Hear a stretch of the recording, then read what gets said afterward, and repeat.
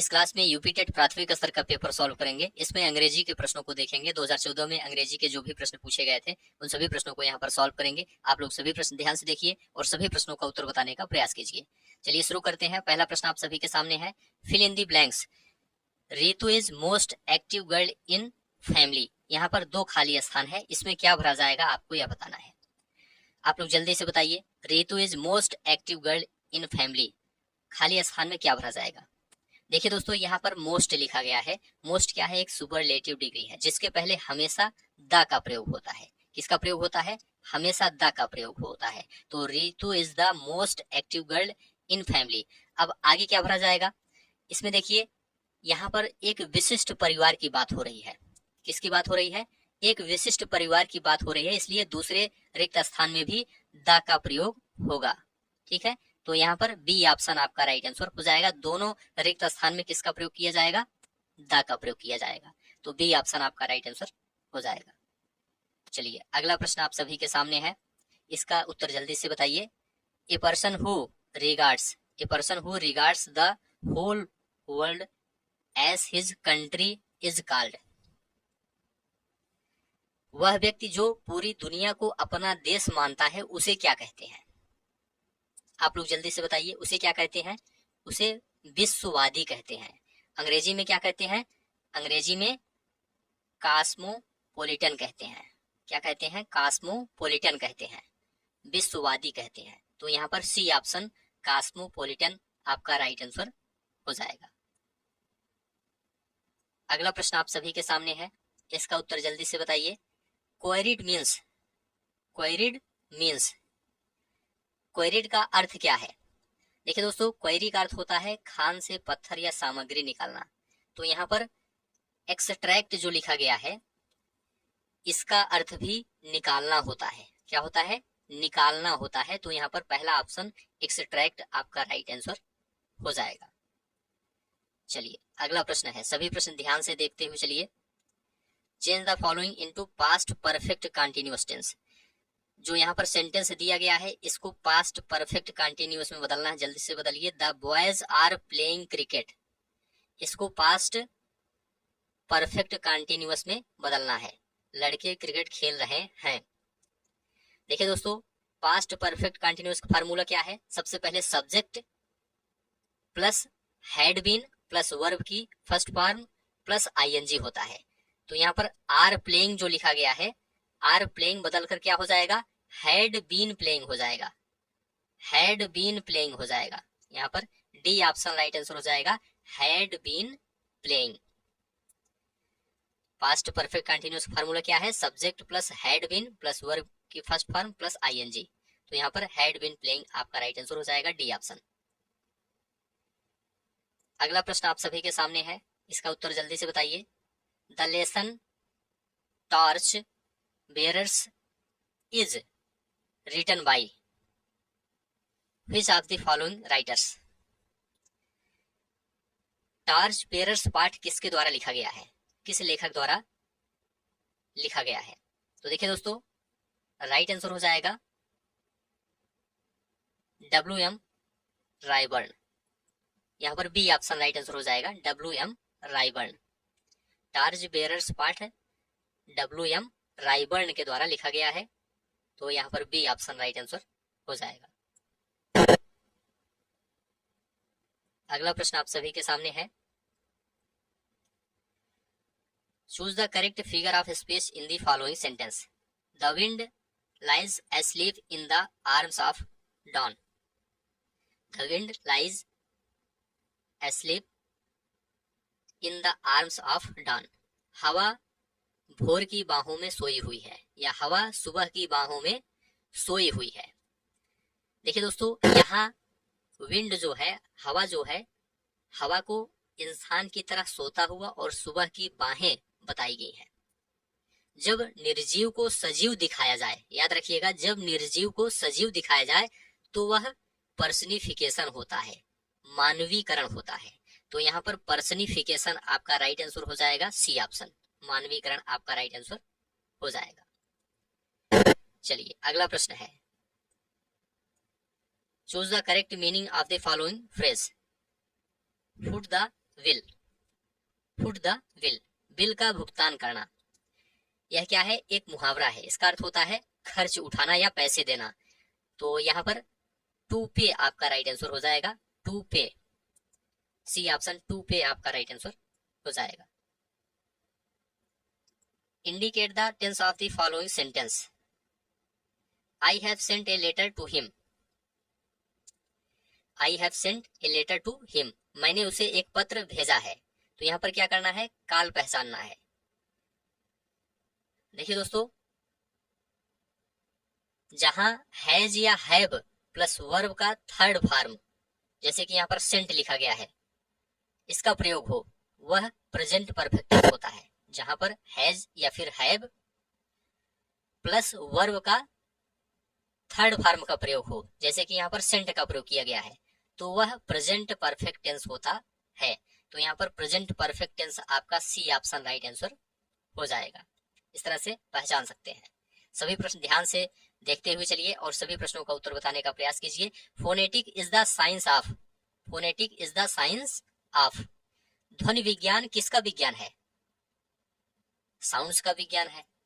किसका है, साउंड्स का है। तो पहला ऑप्शन साउंड्स आपका राइट आंसर हो जाएगा। फोनेटिक्स में हम आवाज या ध्वनियों का अध्ययन करते हैं, तो साउंड्स यहाँ पर पहला ऑप्शन राइट आंसर हो जाएगा।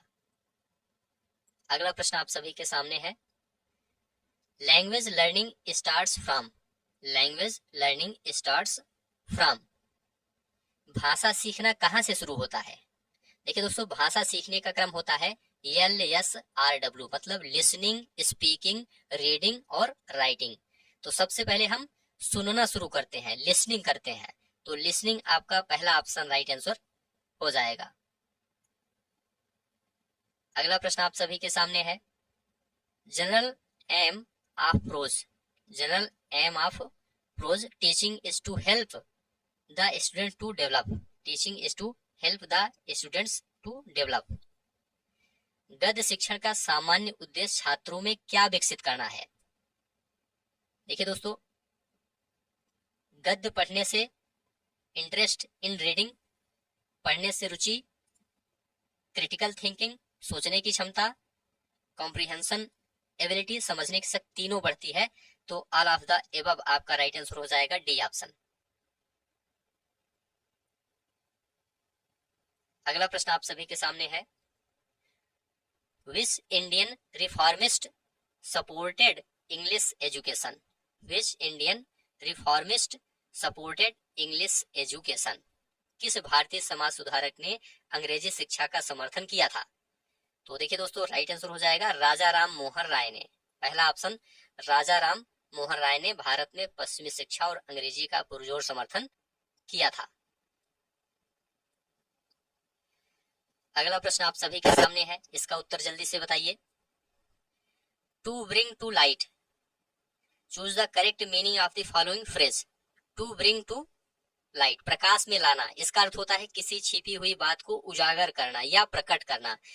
तो इसका क्या हो जाएगा, टू रिवील हो जाएगा, टू रिवील, पहला ऑप्शन टू रिवील आपका राइट आंसर हो जाएगा। चलिए अगला प्रश्न है, choose the synonym for the following word. यहां पर क्या बताना है, साइनोनिम आपको बताना है। कॉन्सिक्वेंस, कॉन्सिक्वेंस, इसका साइनोनिम क्या होगा, इसका अर्थ होता है परिणाम, और इसका पर्यायवाची क्या होगा, साइनोनिम क्या होगा, परिणाम का रिजल्ट होगा। तो result, D option right answer हो जाएगा। कॉन्सिक्वेंस का पर्यायवाची रिजल्ट होगा, डी ऑप्शन राइट आंसर हो जाएगा। Change the following verb into noun. Succeed, succeed को यहाँ पर संज्ञा में बदलना है। सक्सीड का अर्थ होता है सफल होना, सक्सीड क्या है, क्रिया है, इसका संज्ञा रूप सक्सेज होता है, सफलता होता है। तो सक्सेज आपका राइट आंसर हो जाएगा, सी ऑप्शन सक्सेज। चलिए आगे बढ़ते हैं, अगला प्रश्न देखेंगे। सभी प्रश्न आप लोग ध्यान से देखते हुए चलिए। अगला प्रश्न है, language is one of the most important and characteristics from forms of human behaviour, it is the statement of. यह कथन किसका है, आपको यह बताना है। भाषा मानव व्यवहार का सबसे महत्वपूर्ण रूप है, यह कथन किसका है। याद रखिएगा, यह कथन ग्लीसन का है। किसका है?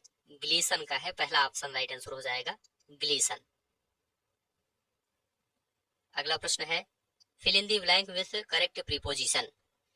ही is blind his own fault. He is blind his own fault.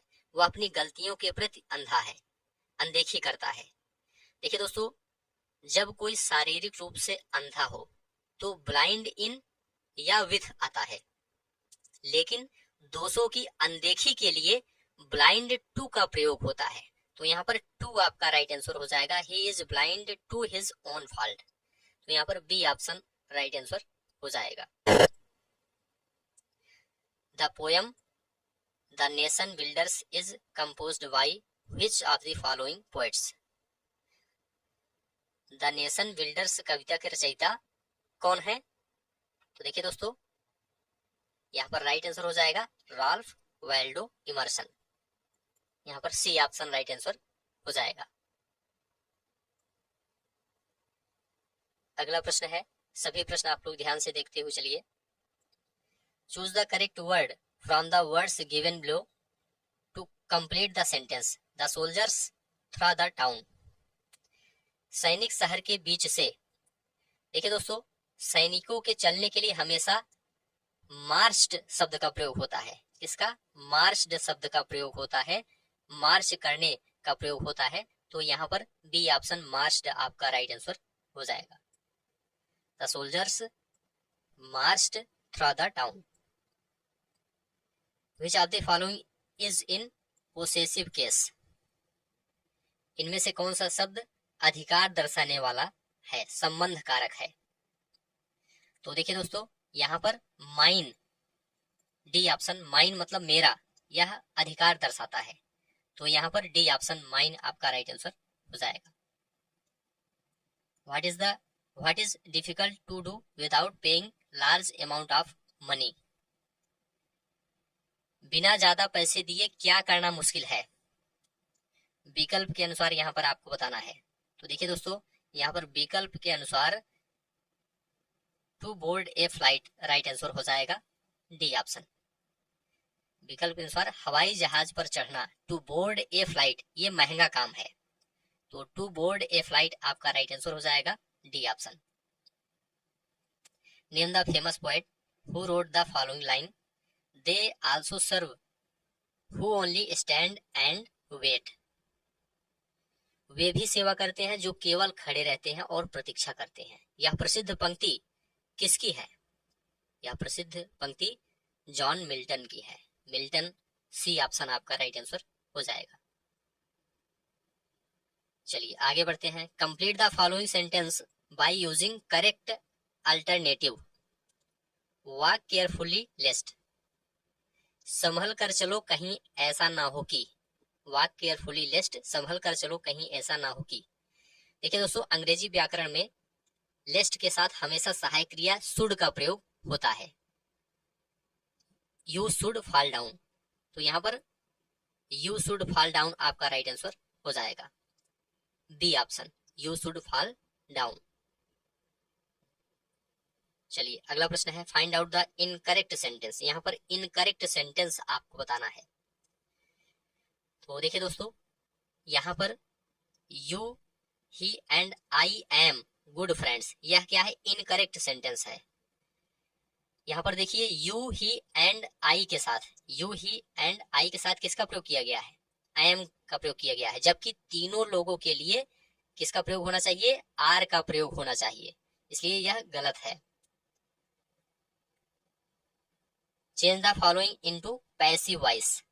Do not insult your elders. अपने बड़ों का अपमान मत करो, पैसिव वॉइस में बदलना है। तो सबसे पहले क्या होगा? लेट, फिर ऑब्जेक्ट, फिर नॉट, बी प्लस वर्ब की थर्ड फॉर्म, उसके बाद आपका सेंटेंस बनेगा। तो क्या बन जाएगा? Let your elders not be insulted by you.